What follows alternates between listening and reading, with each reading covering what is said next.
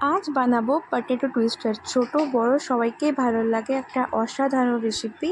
So ওই জন্যই প্রথমে আলুগুলোকে আমি এভাবে পাতলা পাতলা করে কেটে নেব এবং একটা স্টিকের সাহায্যে আমি ওগুলোকে এভাবে ফোল্ড করে নেব।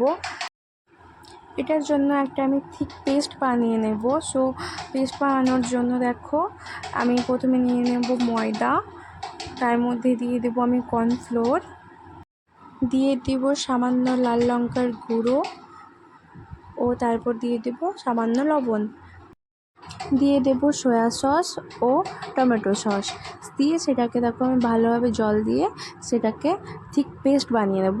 ঠিক এভাবে এর মধ্যে দিয়ে দেবো আমি লেবুর রস।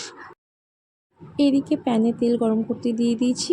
যে পেস্টটা বানিয়ে রেখেছিলাম ওর মধ্যে পটেটো টুইস্টারগুলো দেখো ভালোভাবে আমি মাখিয়ে নেব। ঠিক এভাবেই দিয়ে দিব তেলের মধ্যে।